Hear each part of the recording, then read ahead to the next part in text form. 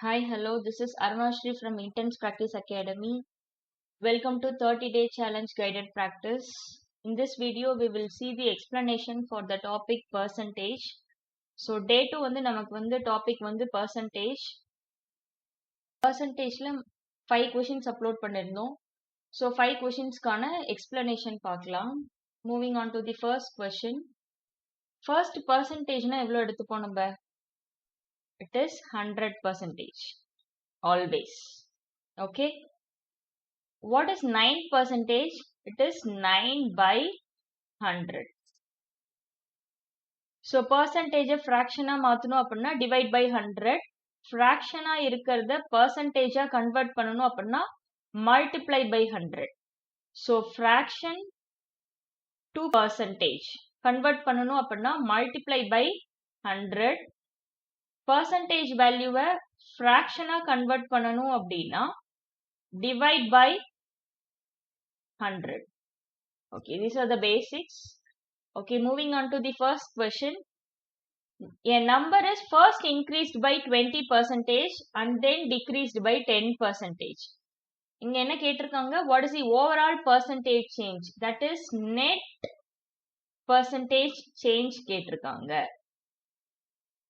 So general method என்ன அப்படின்னு பாத்தீங்கன்னா வேல்யூ வந்து தெரியல அப்படின்னா 100% இனிஷியலா எடுத்துட்டு அது 20% இன்க்ரீஸ் ஆயிருக்கு அப்படின்னா 120% இன்க்ரீஸ் ஆயிருக்கு.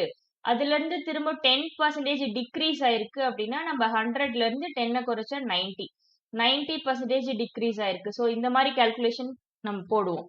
இப்போ அகைன் இங்க திரும்ப இன்க்ரீஸ்டு பை 10 கொடுத்தாங்க அப்படின்னா இங்க மல்டிப்ளை பண்ணி அப்படியே நம்ம வந்து ஃபில் பண்ணிட்டே போவோம்.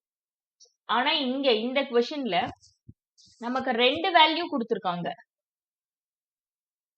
தட் இஸ் 2% வேல்யூ கொடுத்துருக்காங்க அப்படின்னா நமக்கான ஷார்ட்கட் என்ன அப்படின்னா நெட் பர்சன்டேஜ் சேஞ்ச் கேக்குறாங்க. அதுல 2% வேல்யூ கொடுத்துருக்காங்க அப்படின்னா a plus B plus AB by 100. இதுதான் நமக்கு ஷார்ட்கட் ஃபார்முலா. ஏங்கிறது என்ன பிங்கிறது என்ன அப்படின்னா ஏங்கிறது ஃபர்ஸ்ட் பர்சன்டேஜ் வேல்யூ. இந்த பர்சன்டேஜ் என்ன சொல்லிருக்காங்க இன்க்ரீஸ்னு சொல்றாங்க. So take it as plus 20. Next value பின்னு எடுத்துக்கணும். டிக்ரீஸ்ட் பை 10% சொல்லிருக்காங்க. So you have to take it as minus 10. So you have to substitute the values. ஏக்கு என்ன 20, பி வந்து minus 10 plus 20 into minus 10 divide by 100.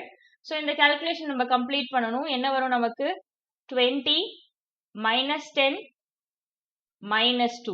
So 20 minus 12 என்ன வரும் நமக்கு 8%. அப்ப 8% தான் வந்து இந்த இன்க்ரீஸ் டிக்ரீஸ் எல்லாம் பண்ணதுக்கு அப்புறமே நமக்கு சேஞ்ச் ஆகுற value. So this is a shortcut. Net percentage change கேட்டாங்க 2% வேல்யூ தான் இருக்கு அப்படின்னா இந்த ஷார்ட்கட் நம்ம யூஸ் பண்ணிக்கலாம். இல்ல 20% 10% அகைன் 10 அந்த மாதிரி கண்டினியூஸா கொடுத்துருக்காங்கன்னா இந்த ஃபார்மேட்டை நம்ம யூஸ் பண்ணணும். Next we will move on to the next question. Okay, next model. Students scored 45% of total marks and failed by 36 marks. இப்போ total marks நமக்கு தெரியல. நான் ட்ரெடிஷனல் மெத்தட் ஃபர்ஸ்ட் சொல்றேன். total marks தெரியல அப்படின்னா take it as x. இந்த எக்ஸ்ல எவ்வளவு எடுத்தா பாஸ் மார்க்னு சொல்லியிருக்காங்க 50% எடுத்தாதான் பாஸ் மார்க். அப்ப பாஸ் மார்க் வந்து 50% ஆஃப் எக்ஸ். அதுக்கப்புறம் நம்ம என்ன சொல்லியிருக்காங்க ஒரு ஸ்டூடெண்ட் வந்து 45% தான் ஸ்கோர் பண்ணியிருக்காங்க. அவன் ஃபெயில்டு பை 36 மார்க் அப்படின்னா என்ன அர்த்தம் 45% வாங்கிட்டு இன்னும் 36 மார்க் அவன் எக்ஸ்ட்ரா வாங்கியிருந்தானா அவன் பாஸ் ஆயிருப்பான். அப்போ அகைன் பாஸ் மார்க் நமக்கு என்ன இருக்கு 45% ஆஃப் எக்ஸ் பிளஸ் 36. அப்போ ரெண்டு பாஸ் மார்க்குமே நம்ம ஈக்குவேட் பண்ணிட்டு எக்ஸ் வேல்யூ கண்டுபிடிச்சோம்னா அதுதான் மேக்ஸிமம் மார்க். இதுதான் நமக்கு ட்ரெடிஷனல் மெத்தட். ஏன்னா ரெண்டுமே பாஸ் மார்க் தானேப்பா. இந்த side left hand side pass mark இருக்கு. அப்ப ரைட் ஹேண்ட் சைடு இருக்க இந்த ரெண்டு வேல்யூ நம்ம ஈக்குவேட் பண்ணிப்போம். எப்படின்னா அதையும் போட்டு காட்டிடுறேன். 50% அப்படின்னா by 100 of x equal to 45% of x plus 36. So இதை சால்வ் பண்ணி நம்ம எக்ஸோட வேல்யூ வந்து நம்ம ஃபைண்ட் பண்ணுவோம். இப்போ நான் சொல்ற ஷார்ட்கட் என்ன அப்படின்னா, பாஸ் மார்க் என்ன 50% எடுக்கணும். ஸ்டூடெண்ட் வந்து ஸ்கோர் பண்ண பெர்சன்டேஜ் என்ன, நமக்கு ஸ்கோர் பண்ணது 45%. அவன் எவ்வளவு பெர்சன்டேஜ் எடுத்திருந்தானா பாஸ் ஆயிருப்பான்? 45% தான் எடுத்திருக்காங்க 50 எடுக்கிறதுக்கு. அப்ப 5% தான் டிஃபரன்ஸ். அப்ப 5% அவன் எடுத்திருந்தா பாஸ் ஆயிருப்பான். சரி, நமக்கு வேற என்ன டேட்டா கொடுத்துருக்காங்க? அவன் 36 மார்க் வந்து கம்மியா எடுத்ததுனாலதான் ஃபெயில் ஆயிட்டான் அப்படின்னு சொல்றாங்க. ஓ, அப்ப 5% வேல்யூ தான் நமக்கு என்ன இங்க 36. மேக்ஸிமம் மார்க்ஸ் அப்படின்னா என்ன? எப்பயுமே 100%. அப்ப 100% வேல்யூ என்ன?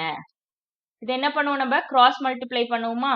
36 into 100 divide by 5. இதை கேன்சல் பண்ணா நமக்கு என்ன வரும்? இது 7 times 2 720. ஸோ அப்ப டோட்டல் மார்க்ஸ் என்ன நமக்கு 720. நான் திரும்ப ரிப்பீட் பண்றேன். பாஸ் மார்க் 50%, அவன் ஸ்கோர் பண்ணது 45%. அப்ப 5% வந்து கம்மியா எடுத்திருக்காங்க. அந்த 5% வேல்யூ தான் இட் இஸ் given as 36%. ஏன்னா அவன் 36 மார்க்ல ஃபெயில் ஆயிட்டான். சோ அவன் 36 மார்க் எடுத்திருந்தா பாஸ் ஆயிருப்பான். அது இன் டர்ம்ஸ் ஆஃப் பர்சன்டேஜ்ல நம்ம எப்படி கண்டுபிடிச்சோம்? 50 minus 45 கண்டுபிடிச்சோம்.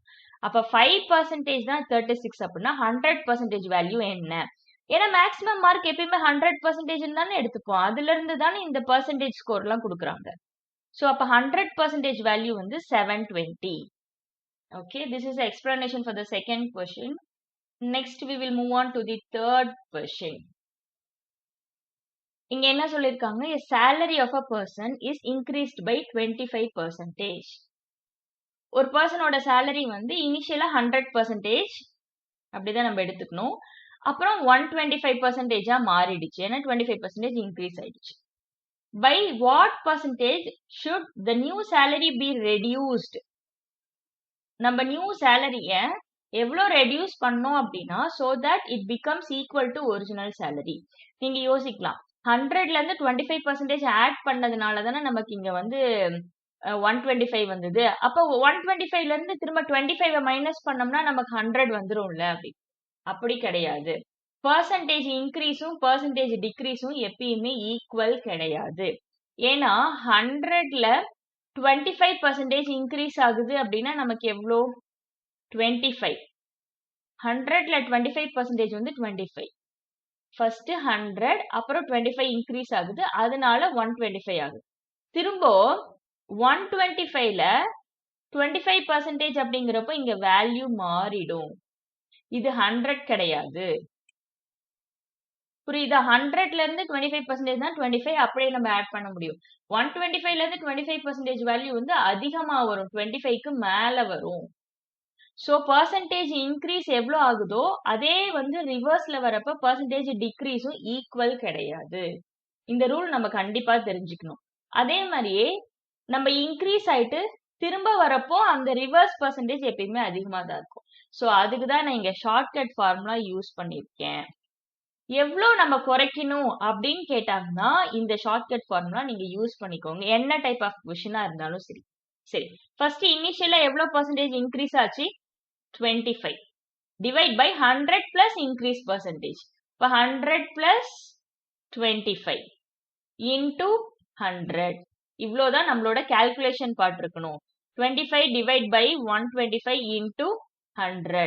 அப்ப அந்த 25 நம்ம கேன்சல் பண்ணோம்னா 5 டைம்ஸ், இந்த 5 இங்க கேன்சல் பண்ணோம்னா 20. சோ 20% நம்ம ரெடியூஸ் பண்ணோம்னா திரும்ப நம்ம பேக் வந்துருவோம். புரியுதா? சோ எவ்வளவு பெர்சன்டேஜ் நம்ம ரெடியூஸ் பண்ணி ரிவர்ஸ் வரணும்னு கேட்டாங்கன்னா இந்த ஷார்ட்கட் ஃபார்முலா யூஸ் பண்ணிக்கோங்க. ஓகே, எவ்வளவு டிக்ரீஸ் ஆகி வரணும்? 20% நம்ம வந்து டிக்ரீஸ் ஆகி வரணும். Is it clear? இந்த ஷார்ட்கட் ஃபார்முலா நோட் பண்ணிக்கோங்க. Okay, next we will move on to the fourth question. Fourth question almost நம்ம பிஃபோர் கொஸ்டின் பார்த்த மாதிரி தான், பட் ஆனா அங்க டிக்ரீஸ் பெர்சன்டேஜ் கேட்டிருந்தாங்க, இங்க நம்ம இன்க்ரீஸ் பெர்சன்டேஜ் கேட்பாங்க. சரி, கொஸ்டினை பார்க்கலாம். The price of a commodity is reduced by 20%. அப்படின்னா ஒரு பொருளோட பிரைஸ் வந்து என்ன பண்ணாங்க அப்படின்னா 20% குறைச்சிட்டாங்க. குறைச்சதுக்கு அப்புறம் by what percentage must the consumption be increased? கன்சப்ஷன்னா அவங்க யூஸ் பண்றது. யூஸ் பண்றது வந்து எவ்வளவு அவங்க இன்க்ரீஸ் பண்ணிக்கலாம் so that the total expenditure remains same அப்படின்னா இந்த கொஸ்டினோட மீனிங் என்னன்னா 100 ரூபாய்க்கு போய் ஒரு பொருள் வாங்கிட்டு இருக்கோம் நம்ம. ஃபார் எக்ஸாம்பிள் 1 kg ஆஃப் ஏதோ ஒரு ப்ராடக்ட் 100 ருபீஸ்னு வாங்கிட்டு இருக்கோம்.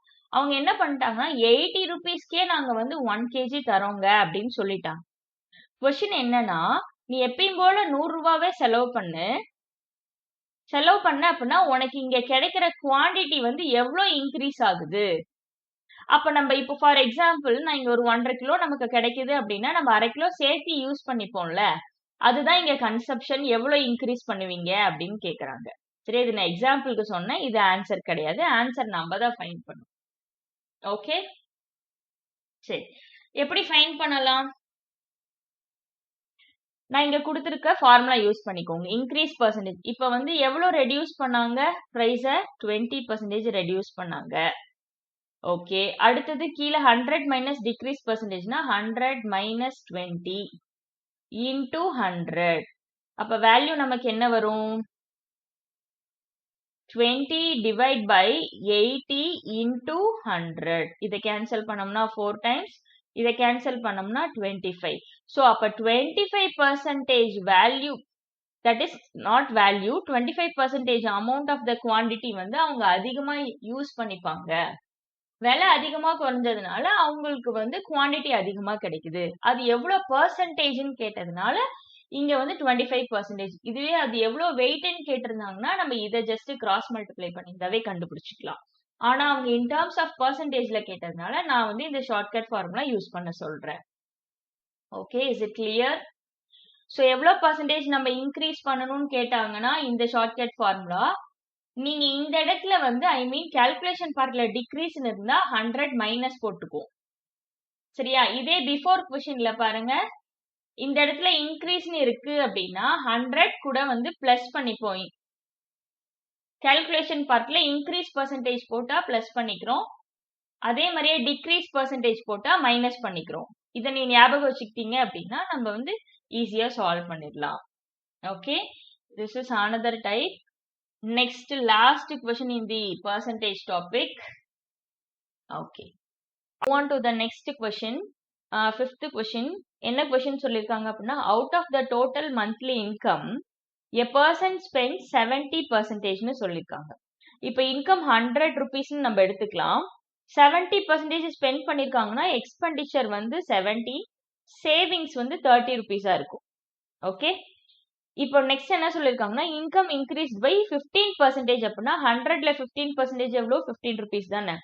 ஸோ 100ல 15 rupees ஆட் ஆகி இன்கம் வந்து 115 ரூபான்னு புதுசா கொடுத்துருக்காங்க. ஆனா எக்ஸ்பெண்டிச்சர் வந்து அதே தான் அவங்க செலவு பண்றாங்க. அப்பனா என்ன மீனிங்? 70% தான் அவங்க எப்பயுமே செலவு பண்றாங்க. சேவிங்ஸ்ல என்ன சேஞ்சஸ் வந்திருக்குன்னு கேக்குறாங்க.